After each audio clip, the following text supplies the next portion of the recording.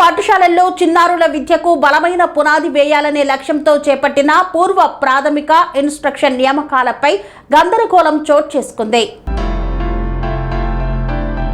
ప్రభుత్వ పాఠశాలల్లో చిన్నారుల విద్యకు బలమైన పునాది వేయాలనే లక్ష్యంతో చేపట్టిన పూర్వ ప్రాథమిక ఇన్స్ట్రక్టర్ నియామకాలు ఇప్పుడు కొమరం భీం ఆసిఫాబాద్ జిల్లాలో చర్చనీయాంశంగా మారాయి. చిన్నారులకు తొలి గురువుగా వ్యవహరించే ఇన్స్ట్రక్టర్ల ఎంపికలో ప్రతిభకు మెరిట్కు పెద్దపీట వేస్తారని భావించిన అభ్యర్థులు ఆశలు పెట్టుకున్నారు. అయితే తుది ఎంపిక జాబితా వెలువడిన తర్వాత పలువురు అభ్యర్థులు తీవ్ర నిరాశకు గురయ్యారు. ఇంటర్లో అత్యధిక మార్కులు సాధించినప్పటికీ ఉద్యోగం రాకపోవడం, తమ కంటే తక్కువ మార్కులు సాధించిన కొందరు అభ్యర్థులు ఎంపిక కావడంతో నియామక ప్రక్రియపై అనేక ప్రశ్నలు తలెత్తుతున్నాయని బాధితులు ఆరోపిస్తున్నారు. జిల్లాలో ఈ విద్యా సంవత్సరానికి ఎంపీపీఎస్, ఎంపీయూపీఎస్ పాఠశాలల్లో పూర్వ ప్రాథమిక తరగతుల బోధన కోసం మొత్తం 77 ఇన్స్ట్రక్టర్ పోస్టులు భర్తీ చేయాలని విద్యాశాఖ నిర్ణయించింది. ఈ పోస్టులకు జిల్లా వ్యాప్తంగా భారీ స్పందన లభించింది. ఉద్యోగ అవకాశాలు తక్కువగా ఉండటం, ప్రభుత్వ పాఠశాలల్లో పనిచేసే అవకాశం రావడంతో 1180 మంది అభ్యర్థులు దరఖాస్తు చేసుకున్నారు. ఇంటర్ విద్య అర్హతతో పాటు ఎలిమెంటరీ ఎడ్యుకేషన్ శిక్షణ పొందిన వారికి ప్రాధాన్యత ఉంటుందని అధికారులు ప్రకటించారు.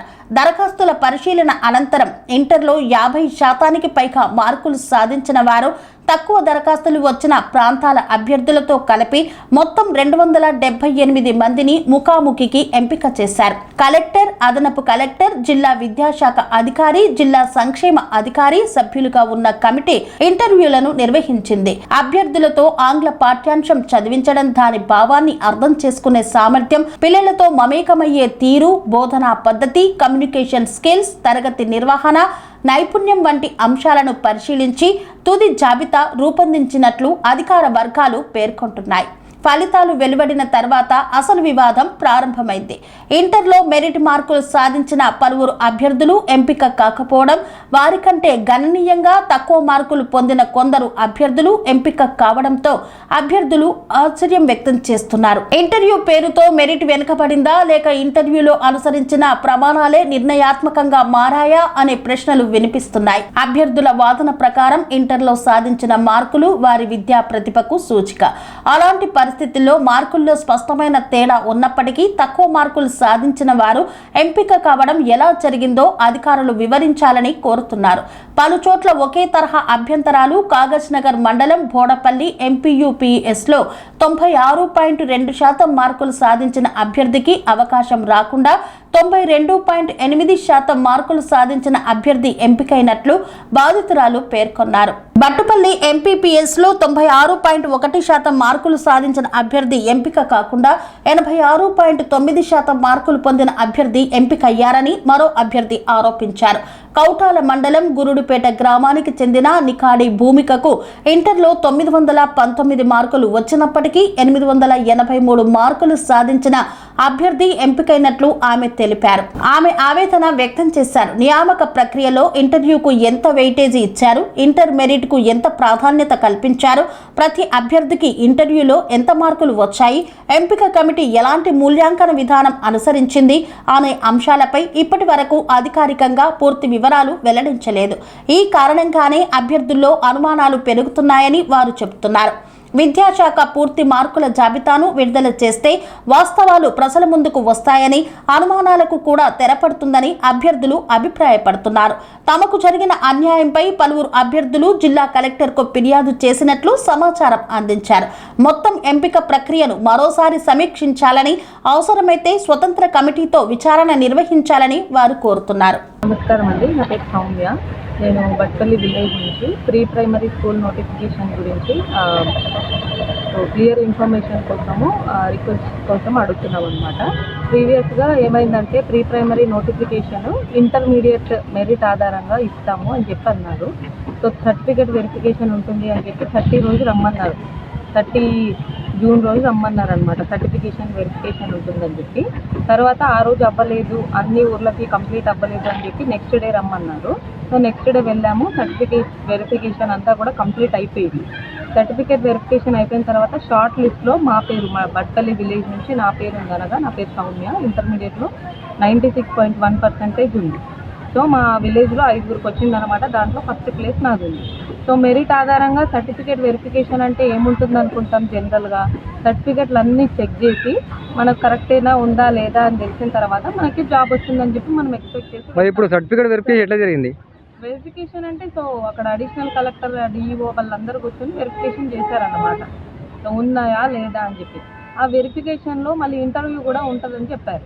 ఇంటర్వ్యూలో ఏం అడిగారంటే మన పేరు, మన స్థానిక డీటెయిల్స్, మనం ఎక్కడ ఉంటాము, ప్రీవియస్గా ఏమైనా ఎక్స్పీరియన్స్ ఉందా లేదా అని అడిగారు. దాని తర్వాత ఒక పేపర్లో ఒక బుక్లో, ఇంగ్లీష్ నోట్బుక్లో ఒక పారాగ్రాఫ్ చదవమని చెప్పారు. పారాగ్రాఫ్ చదివి దాంట్లో మీకు ఏం అర్థమైంది అనేది మొత్తం ఇంటర్వ్యూ యొక్క మోరల్ అనమాట. మొత్తం ఇంటర్వ్యూ యొక్క అది మాత్రమే జరిగింది ఇంటర్వ్యూ అనేది. దాని తర్వాత ఇంటర్వ్యూ తర్వాత ఇంకేం ఇన్ఫర్మేషన్ ఇవ్వలేదు. సో వారం రోజుల తర్వాత ఇంటర్వ్యూలో ఇప్పుడు ఇంటర్వ్యూ తర్వాత ప్రీ ప్రైమరీ ఇప్పుడు షార్ట్ లిస్ట్ అయిన ఫస్ట్ వాళ్ళకి కాకుండా నేమ్స్ అనేవి కూడా మారిపోయాయి అనమాట కొన్ని విలేజెస్కి. సో ఆ నేమ్స్ మారిపోయిన తర్వాత మాకు నేమ్స్ ఏ రకంగా మార్చిరంటారు మీరు? ఇప్పుడు మాకు ఏమి డౌట్స్ ఉన్నాయంటే, ఇప్పుడు మెరిట్ అని అంటే మాకు మెరిట్ ఉంది, చెప్పగలిగే సత్తా ఉన్నది, పిల్లలకి ఏ విధంగా చెప్పాలన్న ఆలోచన కూడా మాకుంది, అంత కాన్ఫిడెన్స్ కూడా మాకుంది. అయినా కూడా వాళ్ళకి ఏ విధంగా ఇప్పుడు మెరిట్ మార్క్స్ వాళ్ళని తీసుకోలే అంటారా? మరి మెరిట్ మార్క్స్ వాళ్ళని ఖచ్చితంగా తీసుకోలేదు. మెరిట్ ఆధారంగా వాళ్ళు ఏంటంటే తెలిసిన వాళ్ళని అపాయింట్ చేసుకున్నారు అన్నట్లుగా మాకైతే 100% డౌట్స్ ఉంది. అంటే మీరు అధికారులు ఏమైనా అడిగిరా మరి? ఎందుకు తీసుకోలే అని చెప్పేసి మేము ప్రశ్నించామన్నమాట. సో అర్ధరాత్రి, అది కూడా సాయంత్రం ఈవినింగ్ టైము రిజల్ట్ అనేది డిక్లేర్ చేసి next day morning appointment letters ఇచ్చేసారు. వితౌట్ అంటే ఇన్ఫర్మేషన్ ఇచ్చారు. ఓన్లీ తెలిసిన వాళ్ళకి ఇన్ఫర్మేషన్, అందరికీ ఏమి ఇన్ఫర్మేషన్ రాలేదు, ఓన్లీ తెలిసిన వాళ్ళకి. అంటే వాళ్ళకు అనుగుణంగా ఉన్న వాళ్ళనే తీసుకున్నారంటారా? మేమైతే అలానే అనుకుంటున్నాము. అనుగుణంగా అంటే ఇప్పుడు వాళ్ళకి తెలిసిన వాళ్ళ పేర్లు అనేది కూడా సమ్ విలేజెస్ అలా జరిగింది. కొన్ని విలేజెస్ మాత్రం మెరిట్ లిస్ట్ వాళ్ళనే సెలెక్ట్ చేశారు, కొన్ని విలేజెస్కి మాత్రం ఇలా జరిగింది అని చెప్పి మేము ఆరోపిస్తున్నాము. సో మా విలేజ్లో మాత్రం నాకు ఫస్ట్ ప్లేస్ ఉంది. సో అయినా కూడా మాకు రాలేదన్న విషయం పైనే మేము ఫైట్ చేయాలనుకుంటున్నాము. సో ఇప్పుడు ఈ ఇంటర్వ్యూ ప్రకారంగా నాకు రిజల్ట్స్ అనేవి కూడా డిక్లేర్ చేసినప్పుడు మాకేం ఆరోపణలు ఉన్నాయంటే, కలెక్టరేట్ పరిధిలో ఎవరైతే దగ్గరలో పనిచేస్తున్నారో ఈ పనిచేస్తున్న వాళ్ళకు మాత్రం ఆ ఊర్లకు మాత్రము వాళ్ళకు తగినట్లుగా మా రిజల్ట్ అనేది కూడా మారిపోయింది. మెరిట్ వాళ్ళకి ఇవ్వకుండా వేరే వాళ్ళకు వెళ్ళింది. సో వేరే ఊర్ల గురించి మాత్రం మెరిట్ వాళ్ళకి వచ్చింది. కొంతమందికి ఆ కలెక్టరేట్లో పనిచేస్తున్న వాళ్ళ బంధువులకు మాత్రం, వాళ్ళ బంధువులు, వాళ్ళకి తెలిసిన వాళ్ళ దాంట్లో మాత్రము ఓన్లీ అక్కడ పనిచేస్తున్న వాళ్ళు తెలిసిన వాళ్ళకి వచ్చిందని చెప్పి మాకు డౌట్స్ ఉన్నాయి. సో అందుకోసం మేము ఆర్టీఐ కూడా ఫిల్ చేసినాము. దీనికి మాకు తగిన సమాచారం అనేది కూడా రావాలని చెప్పి మీరు ఆర్టీఐ ఎప్పుడు పెట్టారు? మేము ఆర్టీఐ ఆ రోజే పెట్టినామండి. రిజల్ట్ వచ్చి అపాయింట్మెంట్ లెటర్ ఏ రోజైతే ఇచ్చారో 10th of July appointment letters అనేవి కూడా ఇస్తామని చెప్పి ఆల్రెడీ ఇన్ఫర్మేషన్ వచ్చింది. ఆ రోజే మేము కలెక్టరేట్ వెళ్ళి అందరినీ కూడా అడిగాము. కలెక్టరేట్ వెళ్ళి మేము మా ఇంటర్వ్యూ ఇచ్చిన వాళ్ళని అడిగితే వాళ్ళకి చెప్పే సమాధానం ఏంటంటే, మాకు మెరిట్ ఉంది, మేము దేంట్లో ల్యాగ్ అవుతున్నాము, ఫస్ట్ వాళ్ళని తీసేసి మీరు మిగిలిన వాళ్ళని సెలెక్ట్ చేయడానికి కారణాలు ఏంటివంటే మా ఇష్టం అమ్మా, ఆ టైంలో మాకు ఎవరైతే నచ్చిర్రో వాళ్ళని మేము సెలెక్ట్ చేసినాము అని రెక్లెస్గా సమాధానం చెప్తున్నారు. తీసి పారేస్తున్నారు మనుషులని. కనీసం ఒక మంచిగా సమాధానం కూడా ఇవ్వట్లేదు. మాకు నచ్చిన వాళ్ళని మేము తీసుకున్నాము, మాకు క్యాపబిలిటీ దేంట్లో లేదు, మేము ఏబిసిడీలు చెప్పడానికి కూడా మేము పిల్లలకి పనికిరామా, ఉట్టిగానే మాకు డిగ్రీలు వచ్చినాయా, ఉట్టిగానే మెరిట్లు వచ్చినాయా అని అడిగితే సో వాళ్ళు చెప్పే సమాధానం ఆ మూమెంట్లో మాకు ఎవరైతే నచ్చిర్రో మేము వాళ్ళనే సెలెక్ట్ చేసినామని చెప్తున్నారు, అంతే. ఇంకా వేరే సమాధానమే చెప్పలేదు. ఇది చాలా అన్యాయం అండి అని మేము అడిగితే, ఇంకా అంతే అమ్మ, ఆల్రెడీ లిస్ట్ ఫైనల్ అయిపోయింది, ఇప్పుడు మేము ఏమి చేయలేము, కావాలంటే తర్వాత చూసుకుందాము అన్న సమాధానం వచ్చింది వాళ్ళ దగ్గర నుంచి. అంటే నోటిఫికేషన్ ఇచ్చిన ప్రకారం తీసుకోలేదా? నోటిఫికేషన్ ఇచ్చిన ప్రకారం నోటిఫికేషన్లో ఏముందంటే ఇంటర్మీడియట్ మెరిట్ ఆధారంగా, ఇన్స్ట్రక్టర్ వాళ్ళకి ఇంటర్మీడియట్ మెరిట్ ఆధారంగా ఉంది. అండ్ ఆయా వాళ్ళకి 7th బోనాఫైడ్ అవన్నీ ఆధారంగా వచ్చింది. ఇంటర్మీడియట్ మెరిట్ ఆధారంగా ఇచ్చినప్పుడు ఇంటర్మీడియట్ వాళ్ళకి షార్ట్ లిస్ట్ చేసి అందరి పేర్లు ఫస్ట్ వచ్చి హైలైట్ చేసిన తర్వాత మళ్ళీ సర్టిఫికేట్ వెరిఫికేషన్ అని పిలిచి అప్పటిదప్పుడే ఇంటర్వ్యూ కండక్ట్ చేసి ఆ ఇంటర్వ్యూలో కూడా తెలిసిన వాళ్ళకే ఇప్పించారు జాబ్. మరి ఇప్పుడు TR9 టీవీ ద్వారా మీరు ఏం డిమాండ్ చేస్తున్నారు? మేము ఏం డిమాండ్ చేస్తున్నామంటే, ఇప్పుడు కొన్ని ఊర్లలో మెరిట్ లిస్ట్ వాళ్ళకి రాలేదు కదా, సో ఆ మెరిట్ లిస్ట్ వాళ్ళకు దేంట్లో ల్యాగింగ్ ఉంది, మేము చెప్పలేకపోయినాం అనేది కూడా మీరు క్లియర్ ఇన్ఫర్మేషన్ అనేది కూడా మాకు ఇవ్వాలి. సో మాకు అన్యాయం జరిగింది కాబట్టి మళ్ళీ రీవెరిఫికేషన్ అయినా పెట్టాలని చెప్పి మేము ఆశిస్తున్నాము. ఆ రీవెరిఫికేషన్లో మళ్ళీ కండక్ట్ చేసి మళ్ళీ మీరు సెలెక్ట్ చేయొచ్చు కావాలంటే, లేదంటే మెరిట్ ఉన్న వాళ్ళకైనా కూడా మళ్ళీ అపాయింట్మెంట్ అనేది కూడా ఇవ్వాల్సిందిగా మేము ఆశిస్తున్నాం. ఇప్పుడు న్యాయం జరిగిన ఏడలా మీరు పెద్ద ఎత్తున ఏమైనా ప్లానింగ్ ఉందా, మళ్ళీ ఏమైనా ధర్నాలు రాత్రోకలు చేసే అవకాశం ఉందా? ఇన్ కేస్ ప్రాపర్ ఇన్ఫర్మేషన్ పై అధికారుల దగ్గర నుంచి రాకపోతే మేము దేనికైనా వెళ్ళడానికి సిద్ధంగానే ఉన్నాము. సో మేమైతే జస్టిస్ అనేది కోరుకుంటున్నాం. నా పేరు గోల్కొండ శ్రీజ, కౌతల మండలం, ఆసిఫాబాద్ జిల్లా. Pre primary school instructor notification వచ్చింది. అది ఇంటర్మీడియట్ మెరిట్ ద్వారా ఎంపిక చేస్తారు అనేసి మేము నోటిఫికేషన్ చూసాము. సో అప్లికేషన్ పెట్టుకున్న ఒక అభ్యర్థిని నేను.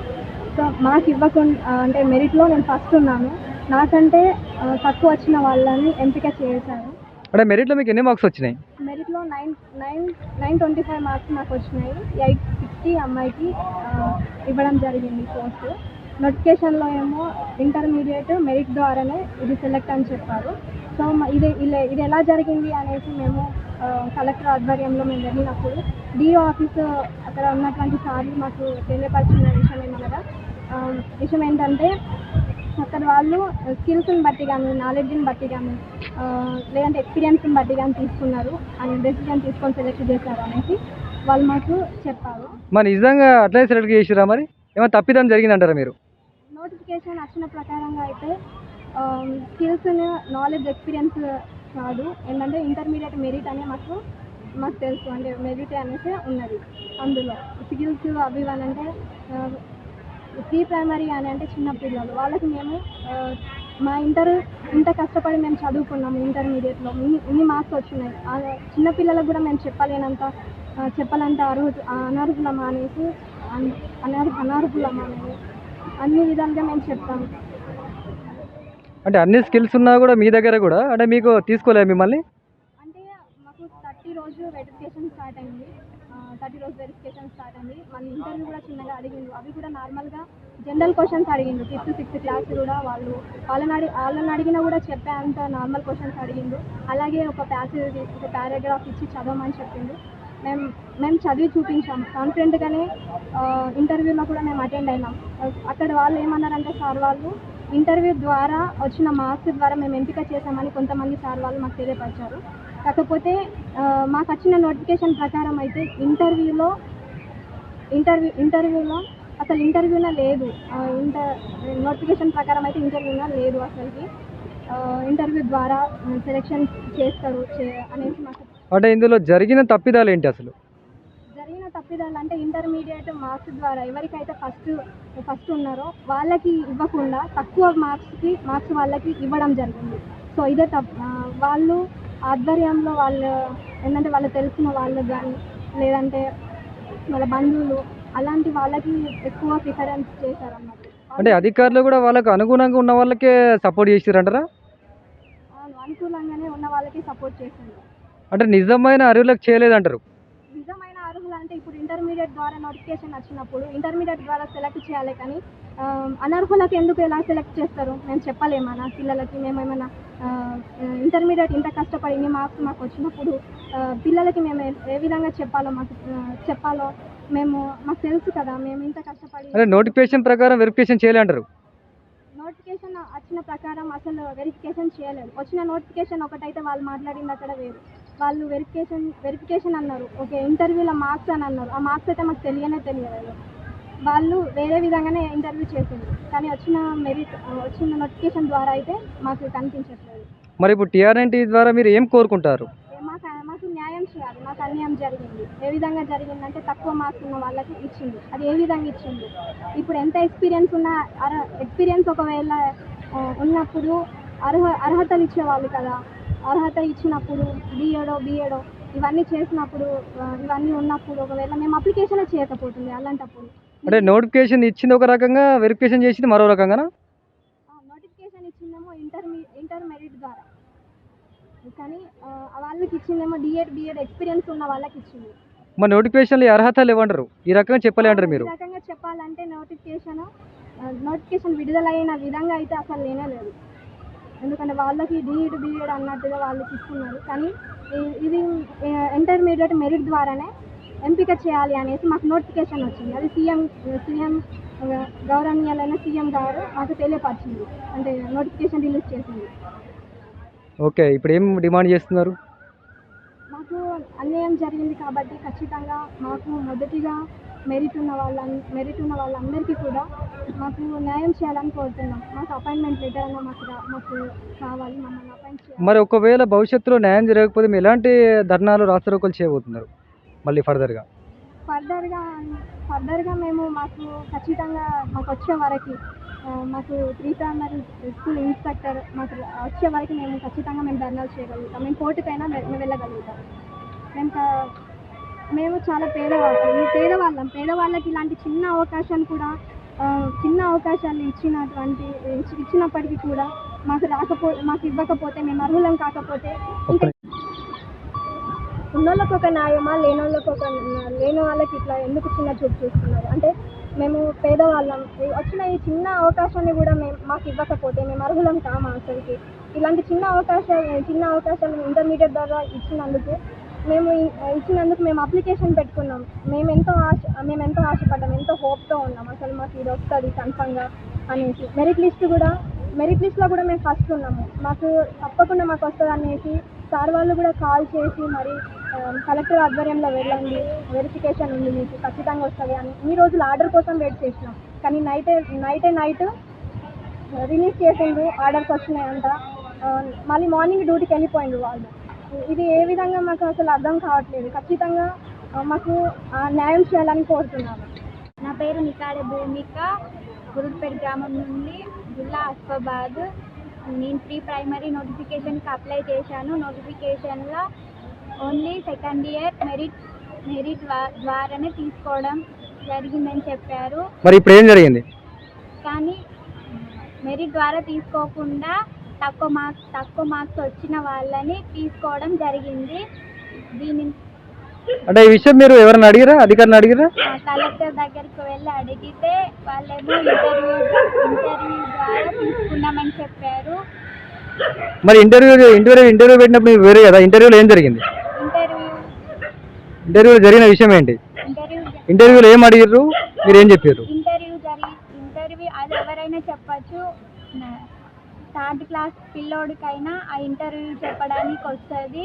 వాళ్ళు బేసిక్ క్వశ్చన్స్ అడిగిండ్రు ఆ ఇంటర్వ్యూలో. ఇప్పుడు మీకు ఏం అన్యాయం జరిగింది? మెరిట్ ద్వారా అని అన్నారు. ఎంతో హోప్స్ పెట్టుకున్నాం కానీ నాకు ఇవ్వాలి ఆ పోస్ట్. నాకే ఎక్కువ మార్క్స్ ఉన్నాయి కానీ తక్కువ ఆమెకి ఇచ్చిండ్రు. ఇప్పుడు తక్కువ ఆమెకి ఎన్ని వచ్చినాయి మార్క్స్? 83 ఉన్నాయి, నాకు 919 ఉన్నాయి కానీ నాకు రాలేదు. దాని ద్వారా న్యాయం జరగాలని కోరుతున్నాను.